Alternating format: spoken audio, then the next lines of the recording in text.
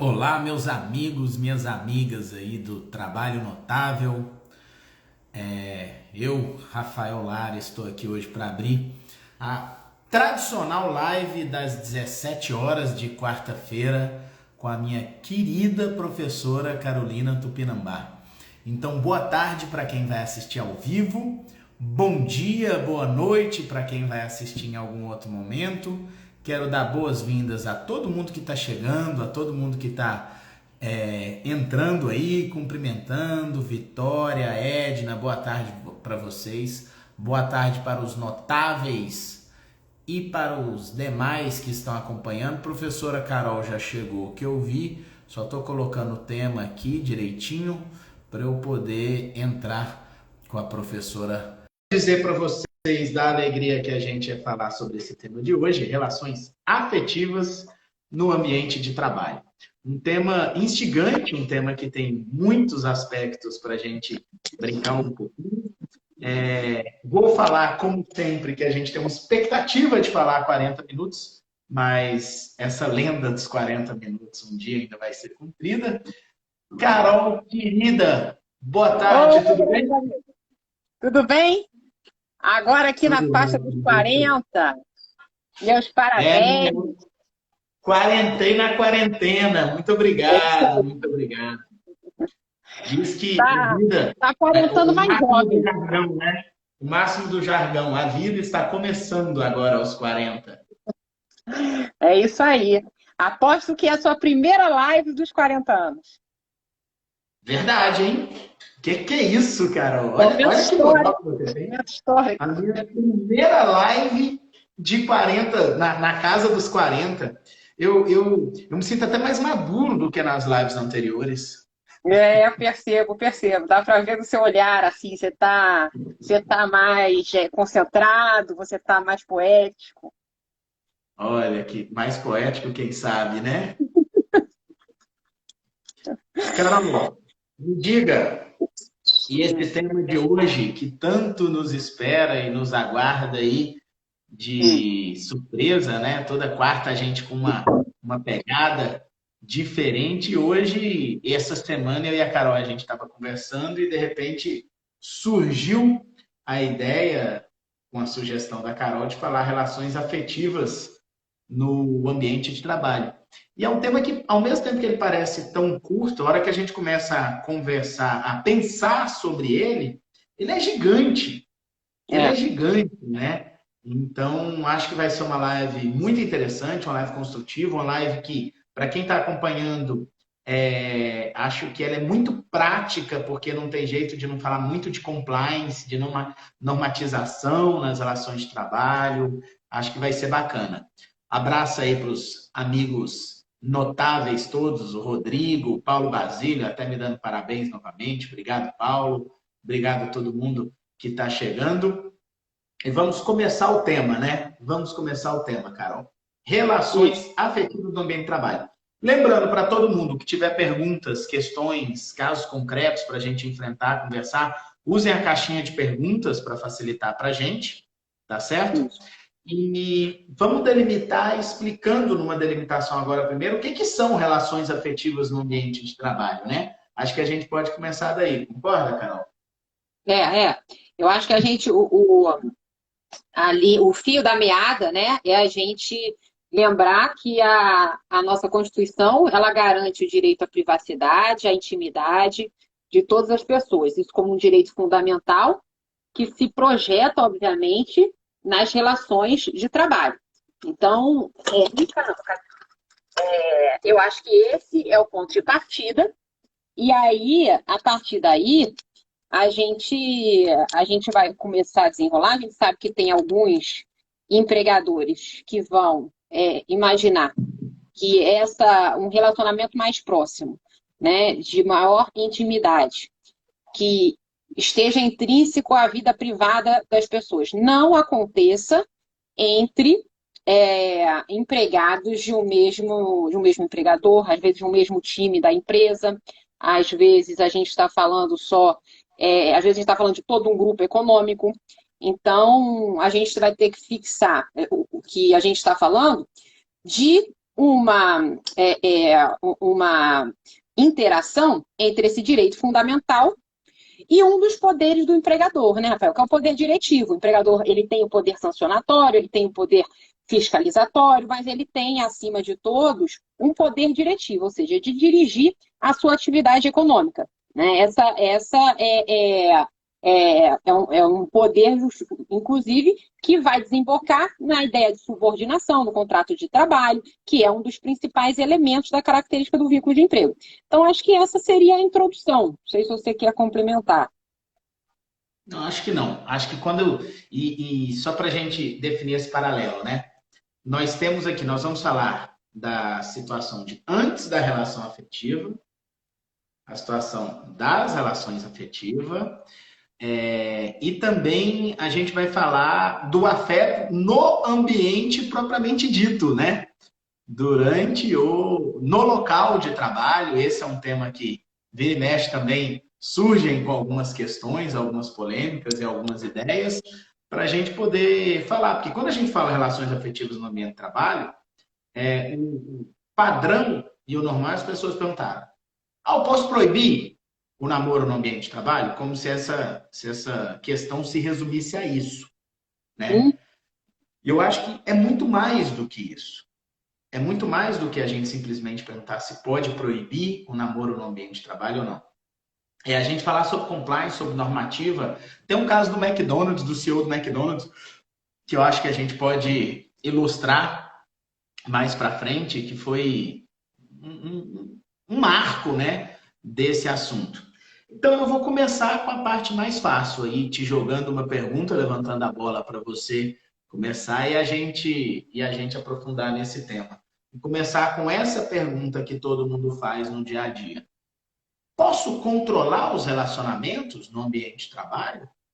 Proibir, ou permitir, ou restringir, ou obrigar a comunicar? Como é que a gente pode trabalhar essa comunicação, em primeiro lugar, da empresa com os funcionários com relação a essas relações afetivas?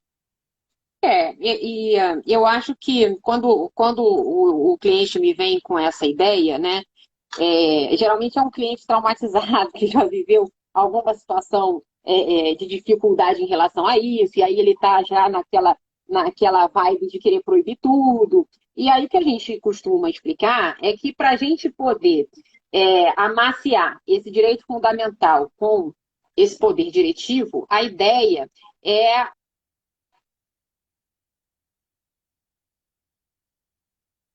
previsibilidade. Tá aqui, mas eu tirei, não. É, é, Tava tudo é, travado para mim. Tava tudo travado para mim. Não sei se fui eu ou se foi você. então, o primeiro filtro que eu acho que deve ser estabelecido é o da previsibilidade. Ou seja, o que é tratado não é caro. O empregador, ele tem direito, né, de implementar o que ele acredita ser relevante como prática e dinâmica de interações dentro do ambiente que ele vai gerenciar, mas a primeira coisa é avisar. Muito bem, vai avisar, todo mundo tem que saber, ninguém pode ser surpreendido. Ai, nunca imaginei que aqui não pudesse namorar, agora estou até casada com o meu colega de mesa. A outra situação é você haver alguma razoabilidade. Ou seja, isso ter algum reflexo, algum destaque na dinâmica da produtividade. Porque assim, é uma empresa que todo mundo está em teletrabalho, um está na China, outro está em Londres, e é proibido namorar. Quer dizer, um negócio. As interações não se colocam, cada um tem o seu ponto de acesso direto para o cliente. O meu empregador proíbe namorar um colega de trabalho, aí faz mais sentido até, às vezes, um fornecedor ou alguém que faça essa intermediação com o fornecedor. Então, acho que também, para a gente fazer, acomodar essa interação do direito fundamental da vida privada com o poder diretivo, tem que haver esse filtro de razoabilidade. Agora, havendo esse filtro de razoabilidade, havendo o filtro de previsibilidade, me parece que o próximo passo seria justamente uma questão, um filtro de transparência, né, de boa-fé como um todo, ou seja, das pessoas não só saberem da regra, mas entenderem a motivação da regra. Isso a gente está falando de um movimento de compliance mais moderno, né? Não ser só eu quero porque eu quero, me obedece porque eu sou sua mãe. Isso não faz mais sentido. Então, as pessoas precisam entender a lógica da direção, da ordem, da subordinação. Eu acho que com esses 3 filtros, dá para a gente fazer uma boa sopa aí. Né? Com a previsibilidade, com a transparência e com a razoabilidade, eu acho que o empregador tem um limite bem circunscrito de atuação na vida privada, inclusive na eventual possibilidade de se precaver ou pelo menos evitar esse tipo de relacionamento dentro do ambiente de trabalho. Não sei se você colocaria mais filtro ou se você acha que tudo é invasão. Você conheceu a Dani, né? Sua esposa. No ambiente de trabalho, não. Não, ela é dentista. Ah, ela nem. Ela é dentista, não é isso. Se eu contar aqui agora onde eu conheci a Dani, o povo vai dar uma chocada na cabeça, então eu vou deixar isso para Ah, não lá. foi de boca aberta, não foi para tirar uma obturação. Hã? Pelo menos não foi para tirar uma obturação, foi uma coisa mais romântica. Não. Graças a Deus. Olha só, acho que transparência, previsibilidade e razoabilidade. Eu acho que a gente pode detalhar cada um desses 3 itens. Previsibilidade, gente, não há como tomar nenhuma medida com relação a relações afetivas no ambiente de trabalho se não existe um regramento prévio a respeito, né, Carol? Então, nós temos que pensar que quando a gente fala em previsibilidade, é dar de forma clara a informação de que não se pode ter um relacionamento. Agora, quando a gente fala de verificação prévia, a Juliana Viana estava falando de uma instrução hoje que ela falou de pessoas tendo sido encontradas, né, no local de trabalho, dentro da empresa. E no caso da Juliana, eu sei que então foi um frigorífico, então eles foram flagrados em situação íntima e ambiente que era restrito às mulheres. Ambiente restrito às mulheres deve ser vestiário ou banheiro, né? Então o pessoal estava se pegando no vestiário ou se pegando no banheiro. Eu não preciso, no meu entender, de ter a previsibilidade de uma norma dizendo que não se pode se pegar no banheiro dentro da empresa. Por quê? Porque isso é do senso comum, tá certo? Isso é uma questão, você vai enquadrar no 482 a linha C, mau procedimento, tá certo? E ali a gente discutir se seria o caso de uma suspensão, se seria o caso de uma justa causa, algo do gênero. Então, quando a gente fala de previsibilidade, a gente está falando das situações que não são presumidas pelo senso comum. Por exemplo, o empregado namora com uma colega de trabalho fora da empresa. Se existe uma intenção de normatizar isso, isso sim tem que ter caráter de previsibilidade. Agora, ninguém nunca disse, não tem um programa de compliance, não tem um regulamento interno, não tem um código de ética nem nada. Ninguém nunca disse dessa proibição de os empregados namorarem entre si. E aí, de repente, começa a namorar e há uma punição, há um reflexo, há uma consequência disso. Sem que eu tenha dito anteriormente que aquilo não se pode fazer no ambiente de trabalho, aí está faltando essa previsibilidade que a gente falou, né? Então, acho que a gente está na mesma página nesse assunto. Eu estou falando de situações que fogem daquela questão do senso comum. Não preciso escrever, por exemplo, não preciso colocar um cartaz no banheiro falando é proibido ter relações íntimas, é proibido ter relações sexuais dentro do banheiro. Não é. Não é essa a ideia. Eu não preciso dizer isso, né? E aí a gente passa para o próximo passo. O próximo passo. Transparência, cara. E aí a transparência, ela tem tanta... Ela abre para tanta coisa, né? O que é ser transparente? Ser transparente é você simplesmente ter uma norma que todo mundo conhece? É você explicar o motivo dessa norma? Ou você mostrar que aquela norma vale de verdade para todos? O que seria para você essa transparência na normatividade aí relacionada a essas relações afetivas no ambiente de trabalho?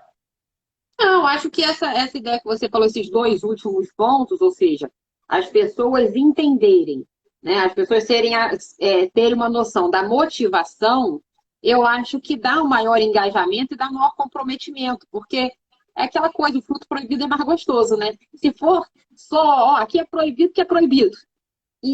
Na verdade, você não consegue entender, fazer nenhuma conexão, como é que isso poderia atrapalhar o ambiente de trabalho, ou diminuir a produtividade, ou criar uma situação de desvantagem, uma situação de discriminação.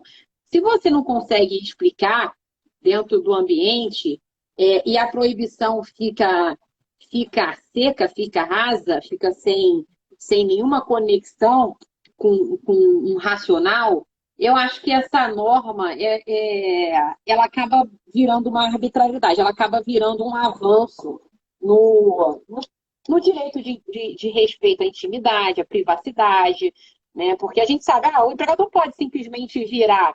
Então não tem poder potestativo? Tem poder potestativo com um monte de coisa. Vai ter que explicar por que está demitindo para todo mundo, mesmo no ambiente privado? Não, não é assim. Mas a gente sabe que hoje em dia, né, tem crescido uma ideia de, de devido processo legal, substancial, interno, dentro da tomada de decisões da empresa. E eu acho que isso é importante nas pequenas e nas grandes empresas, para você ter um engajamento, ter um comprometimento maior do time.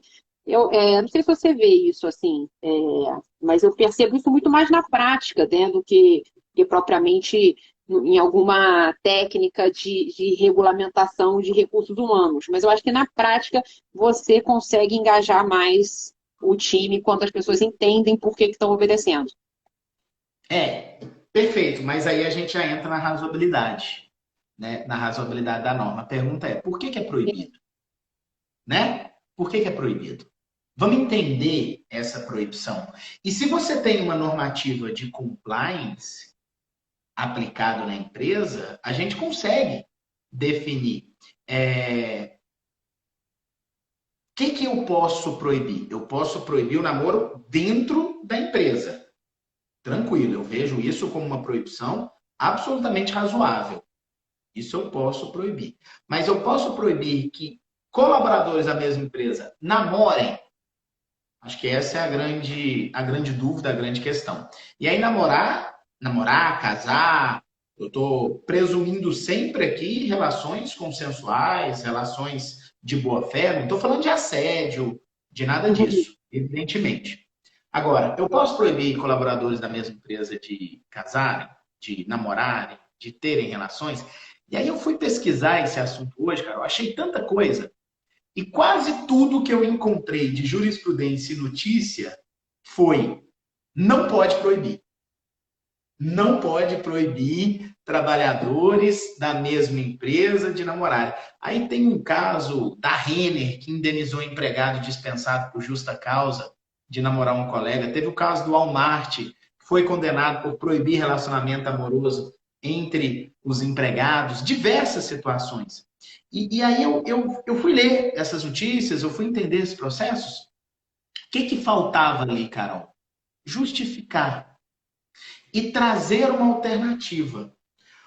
O que me parece razoável? Proibir o relacionamento quando ele fere o compliance da empresa. E o que é ferir o compliance da empresa? Eu tenho que ter uma justificativa. Na empresa, a gente tem cargos de controle, de gestão, de fiscalização de determinados empregados sobre outros, né? Sim. Então, eu tenho um gerente que vai fiscalizar os empregados. Um gerente financeiro que vai fiscalizar os empregados do setor financeiro de uma empresa. Penso eu que é muito razoável um programa de compliance dizer que se o gerente financeiro namorar um subordinado seu, certo? Se duas pessoas ali, uma subordinada à outra, vão namorar, isso gera um conflito de interesses. E por gerar um conflito de interesses, eu posso estabelecer na norma de compliance a proibição desse relacionamento. Assim como eu posso estabelecer a proibição de contratação de pessoas que têm um relacionamento afetivo para essa vaga. Pois bem, aí aí é onde que a gente vai discutir e vai chegar numa determinada condição aqui. Se houver o descumprimento, para o descumprimento, qual que é a medida correta a ser feita? Aplicar a justa causa para o empregado? Qual que é a normativa? Então, se você vai fazer um programa de compliance para proibir o namoro, o que eu penso que a gente tem que estabelecer dentro dessa política? Primeiro, justificar quais os cargos e onde que eu vou proibir esse relacionamento afetivo. E aí eu vou ter que justificar, por causa da questão de subordinação, de hierarquia, porque eu posso... Travou, voltou. Então, justificar a questão de subordinação, de hierarquia, que eu posso ter um conflito de interesse de compliance dentro daquela relação, e aqueles colaboradores, eles não podem ter um relacionamento. Só que me parece, Carol, que eu dizer que a consequência imediata e única para esse relacionamento ser a justa causa, me parece não ser a melhor solução. Porque, e aí poetizando, já que você falou que aos 40 a gente fica mais poeta, ninguém manda no coração. Ninguém manda no coração. E se ninguém manda no coração, e se um gerente se apaixona por um subordinado ou por uma subordinada sua? Como é que fica aquela relação? E aí a gente pode, dentro das normas de compliance, ter a possibilidade de comunicação do relacionamento. E isso é muito comum. Isso é muito comum nos Estados Unidos. E para quem assiste série, filme, já deve ter até visto em alguma série, de repente colegas de trabalho dormem juntos e acordam no dia seguinte e falam, e agora? A gente tem que comunicar na empresa. Será que a gente tem que comunicar na empresa? E alguém fala, não, vamos comunicar. É tipo assim, vamos assumir o nosso relacionamento. Ou não, não vamos comunicar não, porque foi one night standing aqui, né? Não é nada demais e etc. Então, assim, é isso que a gente tem que pensar. Que não é que é proibido na relação hierárquica, ali na subordinação direta, e a consequência tem que ser a comunicação. E quando comunica, qual que é a consequência? Um daqueles dois tem que ser afastado do cargo. O Lauro é ótimo, né? Primeiro que o Lauro pergunta se eu posso impetrar um habeas corpus para namorar fora do ambiente de trabalho. Se ele tem um efeito prático para isso. Aí eu acho que não seria um habeas corpus, é um intracorpus, é um junta-corpus, né, o Lauro? E aí ele, na sequência, ele me quebra aqui, falando o seguinte, mas precisa comunicar detalhes? Né? Não dá, não precisa, é só que existe o relacionamento afetivo, Lauro, nem tanto, vai. Mas, e ele ainda falou que o Paulo Basílio, está se abrindo aqui, fazendo juras de amor. Ele falou. Se tivesse essa proibição, não estava casado, que é proibição caramba, né? Mas, enfim, vamos a gente aperta bastante coraçãozinho, aí printa a tela na hora do coraçãozinho e marca. Porque aí o pessoal tem que falar que live. Exatamente. Dá isso de presente de namoro, né? Pronto. Mas olha só, voltando. Aí, eu quero comunicar. E aí, no programa de compliance, o que você vai estabelecer? Porque você vai normatizar. Você vai estabelecer que o próximo ato é verificar se esses dois colaboradores podem ser mudados de setor. Se eu posso tirar ele daquele setor da subordinação direta. Porque se eu puder tirar ele do setor daquela subordinação direta, aquele relacionamento, ele passa a não ser um problema de conflito de compliance. Tá certo? Você está transferindo o problema para o empregador, né? Mas tá bom. É a empresa dos sonhos. Tudo bem, eu não estou falando que ele tem, eu estou falando que vai ser uma análise. Certo. Eu estou falando que vai ser uma análise. E aí, isso que eu ia falar na sequência. Não é possível adequar. Comunica para os empregados, olha, infelizmente, não é possível adequar. Um vai ter que ser desligado. A empresa está disposta a fazer uma rescisão consensual com um dos dois, favor apresentar com quem que é. E aí? Ficou linda essa solução. Né? Com os dois. E aí já pensou? Eu vou provar o meu amor por você. Eu vou levar. Vai virar prova de amor. Entendeu? Eu ofereço o meu emprego, a minha vida a você. Cara, e quem ofereceu o emprego, o outro tá no laço. Porque é a história. Eu até queria casar, mas eu vou perder o emprego para namorar. Então, assim, esse é um raciocínio. Agora, Onde é que é o problema e como que eu posso chegar na justa causa? Eu nunca vou dar uma justa causa por causa do relacionamento. É isso, é aqui que eu queria chegar. Eu nunca vou dar uma justa causa por causa do relacionamento. Eu vou aplicar a justa causa por ferir o código de ética, por ferir a política, por ferir o compliance da empresa. Por quê? Porque pelo compliance eu tinha obrigação de informar esse relacionamento entre subordinados. E a partir do momento que eu não faço, é que eu estou praticando uma falta grave, porque ferir o programa de compliance é uma falta grave. Entende? Eu fui um pouco.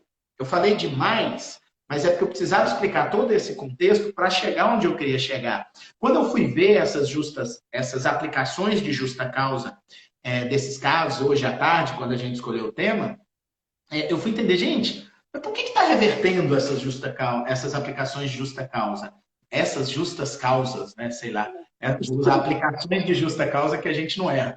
Segunda-feira eu vou fazer uma live de português jurídico para a Lara, minha xará Lara, que aí a gente resolve esse problema da justa causa, vou perguntar para ela lá na live. Mas enfim, por que está revertendo? E aí eu entendi isso. Eu entendi que o problema ali da reversão é porque o pessoal fala, ó, justa causa porque é proibido namorar na empresa. Eu falei, gente, mas não é esse o ponto da justa causa. A justa causa é por ferir a norma de compliance na empresa. Eu vi que tem uma pergunta muito legal sobre relacionamento homoafetivo, mas eu me perdi aqui. Se a pessoa que fez puder fazer ela de novo aí no interrogação, as perguntas e respostas, fica legal para a gente responder. Na verdade, né, a gente está falando de um ato de indisciplina, né? Quer dizer, se caracterizar a justa causa, eu vi também uma jurisprudência que falou assim, não se caracterizou um ato de incontinência de conduta, como se fosse, né, se pegar a incontinência de conduta, mas não é isso. Na verdade é que havia uma proibição, o ato que se caracteriza é justamente a indisciplina, que é uma ordem direcionada a todos que foi inobservada pelo... Agora, eu também... Você falou assim, a gente pode demitir porque feriu o código de ética na medida em que não informou. Mas a minha dúvida, eu até concordo com você, mas eu acho que vai ter uma galera boa também defendendo que, na verdade, precisaria haver um prejuízo concreto, no sentido assim, até na semana passada eu estava fazendo um recurso no caso desse, que a pessoa trabalhava numa seguradora e era casado, nunca informou a empresa, com uma das corretoras. Então, tudo que é freguês que chegava, ele indicava para a corretora da esposa, né? Da namorada. Nunca informou, nunca falou que tinha esse conflito de interesse. E ali, no caso, o recurso do sujeito, né? Porque aí perdeu, a justa causa foi mantida, mas o recurso do sujeito era mais no sentido assim, olha, mas espera aí, não houve nenhum prejuízo, porque todos os contratos de venda foram efetivados, só que pela minha mulher.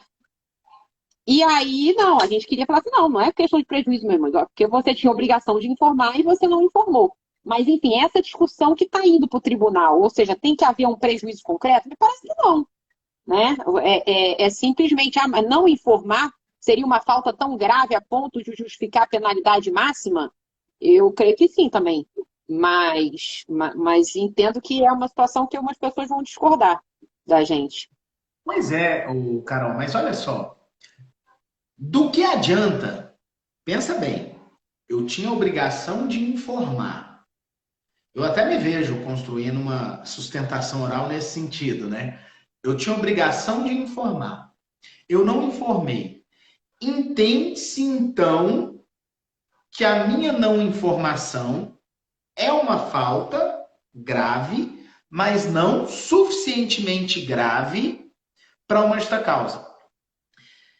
E eu vou dar uma advertência, eu vou dar uma suspensão. Mas o que adianta? Está desinformado e eu não posso mais tomar medidas. Exato. O ato que seria feito do compliance, ele não vai ser enfrentado. Por isso que eu estou insistindo que o debate tem que ser levado para o compliance, o conflito de interesse. Quando eu omitir uma informação é a mesma coisa. Vamos mudar, vamos sair do relacionamento afetivo que fica mais fácil entender. É a mesma coisa eu criar uma regra na empresa de compliance, uma regra de compliance na empresa, dizendo o seguinte: o setor de compras é proibido de comprar de empresa de parentes dele. E aí o cara começa a comprar da empresa do pai dele. E descobre-se que ele estava comprando da empresa do pai dele. Poxa, pode ser que o produto seja bom e que o valor esteja adequado, cara. Não tem prejuízo no caso concreto. Mas é uma regra relevante e séria. Porque compliance não é só identificar o prejuízo. Ele tem como suporte maior, mais do que identificar também, mas prevenir. Prevenir, identificar e remediar. É o tripé do programa de compliance. Mas mais do que identificar é prevenir. E quando eu tolero a quebra da regra, eu firo de morte. Travou?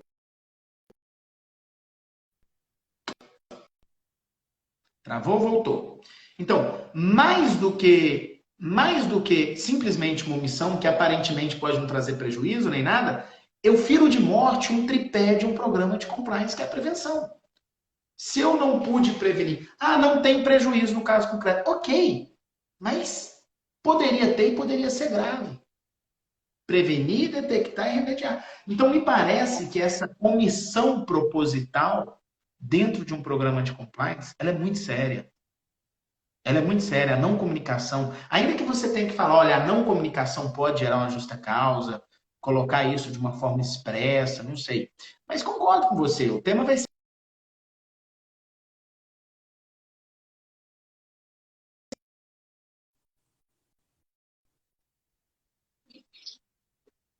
Sou eu que estou travando, não sei. Só tem chance de validar uma justa causa dessa se o debate ele for para o compliance.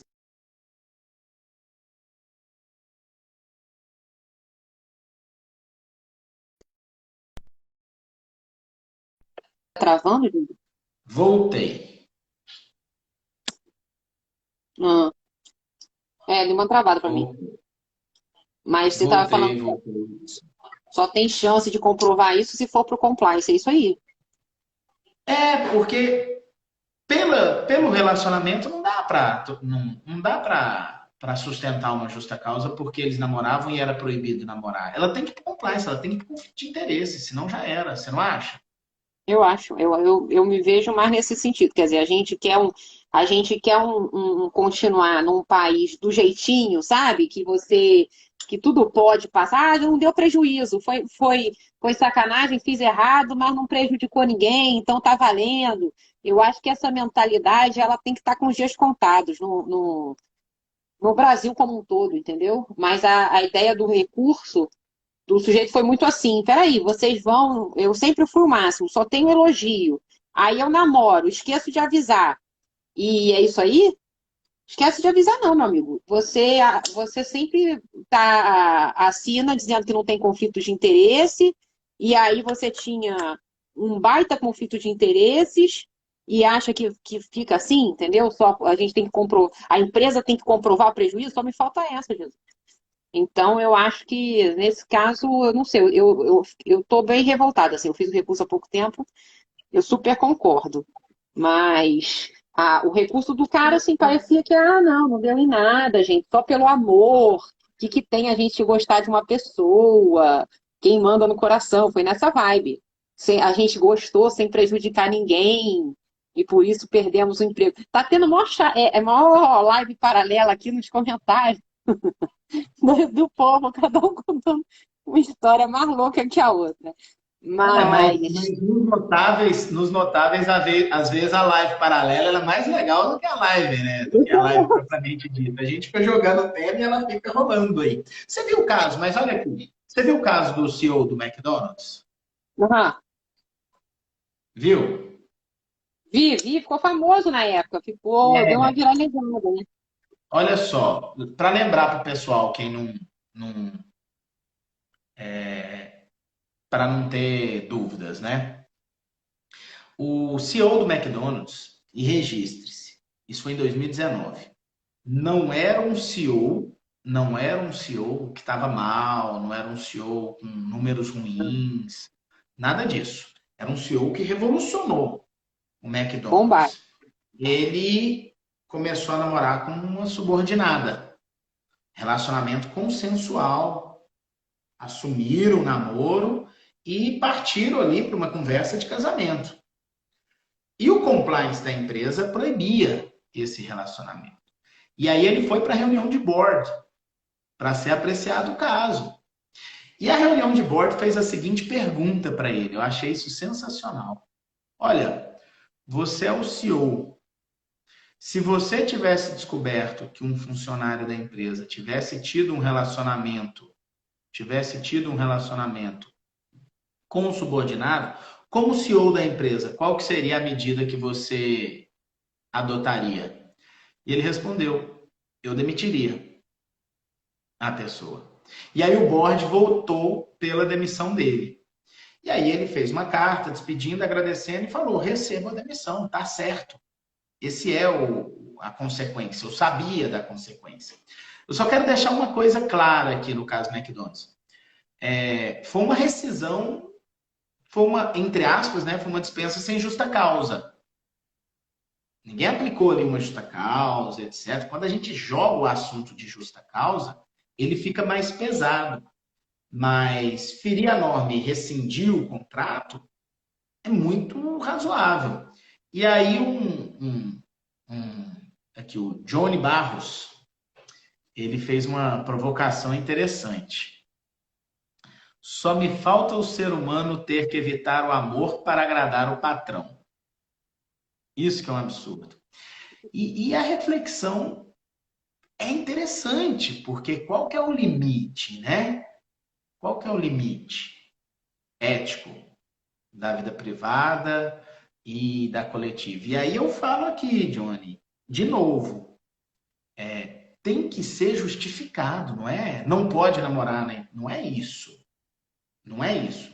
Não pode namorar em empresa qualquer um. É o problema do conflito de interesse.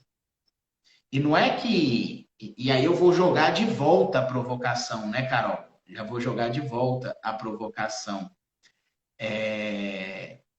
Cadê? Eu tô buscando aqui a provocação dele exatamente como ele escreveu.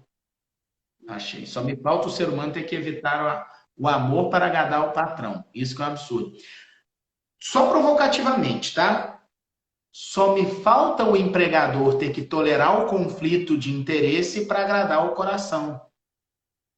Ih, gente, ele fez 40. Pois é, mas veja, Não, veja, mas só é. a provocação inversa. Só a provocação inversa. Então, assim, é Porque muito. você tem que ver essa relação de trabalho, na verdade, como um microcosmo ali social, que você tem uma rivalidade de interesses em jogo. Né? Quem está em cargos de confiança, principalmente, está ali meio que representando o próprio, nem representando, mas fazendo, às vezes, do próprio empregador, do próprio negócio. E aí, essa tomada de decisão tem que ser isenta. Se você coloca, né, um fator que vai quebrar essa isenção na tomada de confiança, você cria um espaço, um microcosmo em que existe, né, verdadeiros gatilhos de discriminações, de preferências, de favorecimento, de favores. Essa é a ideia. Isso é que teria que ficar claro para o empregado inserido num ambiente em que se preze esse tipo de interação. Isso não é muito cultural do brasileiro, né? A gente não é uma Suécia, não é um país do amor livre que todo mundo está fazendo sexo na pracinha, mas a gente é também um pouco dessa coisa de tudo se abraçar, de tudo se querer bem, de ajudar o amigo. Então, esse compadrio, né, é o que um sistema de compliance tenta evitar. É essa mudança cultural. Desculpa, Qual é? desculpa, eu tô rindo do chat. Qual? O que que é? Essa agora eu não vi ainda. Os caras são foda, velho. O que que aconteceu? Deixa eu ver. O Agora... André Vitor chegou aqui Se for feio, Sacaneando todo mundo com o se Laura for aqui, o feio, tem que Paulo. demitir por mau gosto. Vira, Impossível vira uma mentir. bagunça. E eu tô rindo do chat aqui, eu tô rindo do chat. Mas eu concordo muito com você e os caras falando de Fiona, de príncipe, princesa. O pessoal foi longe aqui. O pessoal foi longe, né? E o Lauro está até declamando. Mas olha só, tem uma pergunta importante e relevante que já foi feita aqui 2 vezes, não está na caixinha não, e concordo com tudo que você falou para variar, e que essa pergunta a gente tem que colocar. E a resposta dela é muito óbvia, mas ela tem que ser colocada. E se proibir somente o relacionamento homoafetivo? Eu vi, isso é importante. E se proibir somente o relacionamento homoafetivo? Gente, aí você chama a polícia, porque é o fim do mundo. Você chama a polícia se proibir só o relacionamento homoafetivo, porque não tem nenhum tipo de argumento sob qualquer ótica do mundo para você dizer que está proibido somente o relacionamento homoafetivo numa empresa, né? Porque aí você está descumprindo absolutamente todas as expectativas de não discriminação possíveis. E aí a colega perguntou se a proibição de relacionamento homoafetivo gera uma presunção de discriminação. Eu respondo a ela, não gera presunção de discriminação. Gera certeza. Gera certeza de discriminação. Absolutamente certo. Uma norma dessa, se um dia você vê uma norma dessa, você, por favor, intervenha imediatamente lá na empresa. Ou proíbe de todo mundo ou não proíbe de ninguém. Não existe esse tipo de recorte, né? Não dá para levar por essa aí. Pois é, Carol. Realmente é bom. Mas namorar no trabalho, você sabe que depois que eu virei gente grande, eu parei. Mas eu, quando era estagiária, eu lembro, assim, paixonites platônicas, né, pelos advogados que andavam todos arrumados, a gente estagiária, assim, começando a faculdade. Tão bom, né, ter um negocinho para aquecer o coração quando você está trabalhando. Mas o fato é aquele velho ditado onde se come a carne, não se ganha o pão, onde se ganha o pão, não se come a carne. É a melhor, né, Rafael? Eu acho que é a melhor dica da live, sinceramente, porque isso aí tem tudo para dar errado. Gente, o André é um Laura, babaca. é quase você. Não, mas ele já explicou, Rafael. O André não viu do início, que ele conheceu a esposa dele numa obturação e tudo, tava com dente podre, não sei o que. Mas olha só, o Johnny fez outra pergunta boa. Instituições religiosas. Olha que interessante. Porque quando a gente se depara com as instituições religiosas, John, quando a gente se depara com as instituições religiosas, a gente entra num outro debate, né? Que são as... Ai, como é que é o nome? Fugiu, estava aqui agora na minha cabeça. De convicção, né? Como é que é o nome? A reserva de convicção, reserva de pensamento. Eu não sei que esse pessoal fala tanto que vai tirando a nossa concentração. Tem um nome. Ah, lembrei. Instituição de tendência. Ah, sim, Né? tá.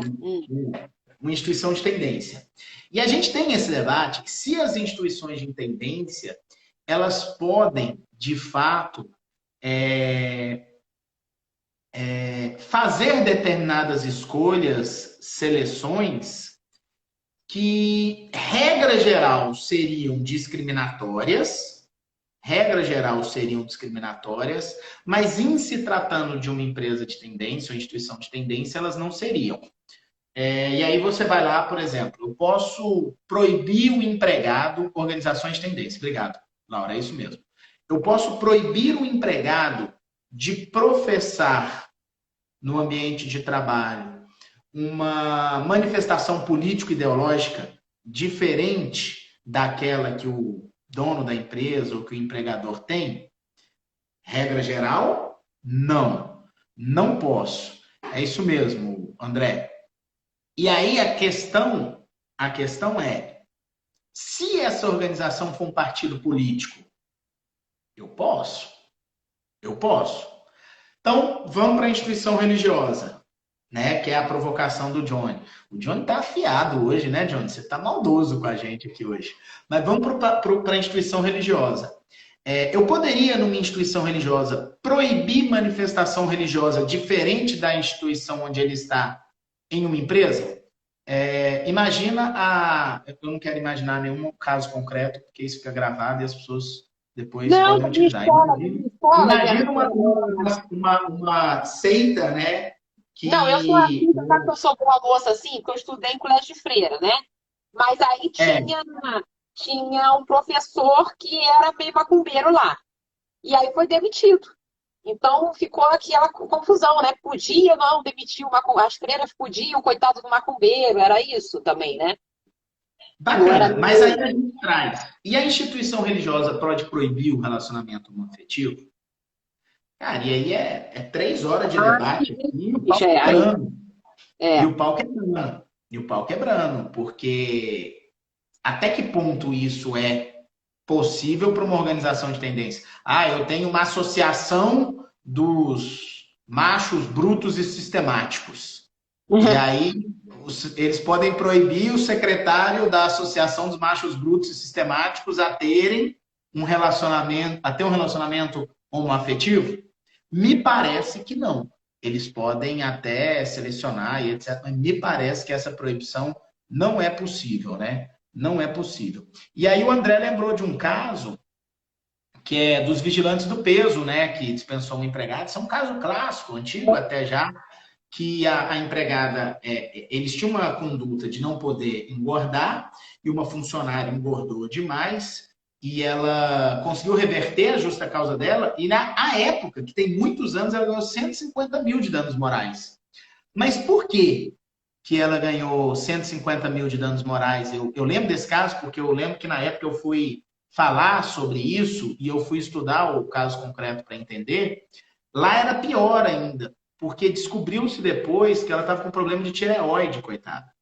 E aí ela desenvolveu depressão, desenvolveu aquela doença que você come e vomita, esqueci como é que é o nome daquilo. bulimia, É um bulimia. negócio horroroso, né? Um negócio horroroso. Então, assim, isso desencadeou um monte de outras questões, né? Mas, Carol, para gente encerrar, vamos pegar duas perguntas que tem aqui para a gente partir. O Rodrigo está perguntando se o escritório pode proibir casar com ex-adversa, pois casei com uma. Ô, Rodrigo, primeiro você faz um acordo. Aqui só tem gente bem, amorosamente. Um casou com a outra, o outro foi. Só tem gente Rodrigo, apaixonada. precisa fazer um acordo primeiro, tá certo? Precisa fazer um acordo primeiro, encerrar o processo, acabar com o conflito de interesse, senão não dá. Pode o empregador proibir o empregado de fazer manifestação religiosa no ambiente de trabalho? Aí a gente já parte aí. Pode ser um tema de uma próxima live, inclusive, acho que é bacana, de outros tipos de restrições no ambiente de trabalho. Mas regra geral, ambiente de trabalho não é o local para manifestação religiosa nenhuma. Para manifestação religiosa nenhuma. Assim como não pode também, eu já vi a discussão inversa, Edna, de um empregador fazer lá no ambiente de trabalho uma missa, uma oração, um culto e obrigar todo mundo a participar daquele momento ecumênico específico de uma religião. Isso E o é. engraçado é que o artigo 59, quando veio com a reforma, falou assim: pode ficar com prática religiosa, aí não vai contar hora de serviço, né? Pode estar rezando, pode estar se escondendo, pode estar, não sei o que, fugindo de calamidade, mas tem uma das hipóteses lá, é, se dedicando a uma atividade religiosa. Quer dizer, como se as pessoas fossem para o trabalho para rezar, né? É meio louco. Bem complexo, né? Se a gente for parar para pensar. Carol, live bacana, né? Live leve, passou rápido aí já, mais de É. 50 minutos que a gente tá tratando. Vou passar para ti aí para o eventual encerramento de alguma coisa que eu não tenha lhe deixado falar, e vice-versa. Não, Fica à querido, vontade. a gente sempre Participa do fala igual. encerramento. Hoje ainda tem aula, hein, gente? Nos lotáveis, aula minha. Mais tarde para falar sobre rescisão do contrato. Então, vou terminar de preparar minha apresentaçãozinha aqui. É isso, querido. Bom te ver com 40 anos, mantendo aí suas corvinhas, cabelinho curtinho, tá bonito, tá com cara de novinho. Meus parabéns, muita saúde para você, muito sucesso, aquilo tudo que eu te falei ontem, tá bom? Gente, e Amém. comigo mais Ó, tarde. o Lauro tá falando que a gente nem chegou nos divórcios no ambiente de trabalho. Não, É, que aí, mas sério, aquele sério. constrangimento, né? É aquele Isso dá um tema legal, já pensou? O divórcio, a separação, chega para o empregador e fala, ó, eu e a fulana separamos, a gente quer ser transferido de setor porque a gente não quer conviver mais. É verdade, realmente. Bom, e só para não deixar, Nelma, a Nelma perguntou sobre a live da Fogo de Chão. Nelma, todas as nossas lives ficam salvas aqui no perfil do Trabalho Notável. Como o Trabalho Notável tem muita live, talvez você tenha um pouco de dificuldade em encontrar. Lá no perfil da professora Carol, ela fez um post específico com Link, link, é. eu acho. Exatamente. Então, você pode ir lá no perfil da professora Carol, no feed, está mais fácil de achar. Ou você ir lá no IGTV do Trabalho Notável e encontrar um que tem 3 fotinhas assim.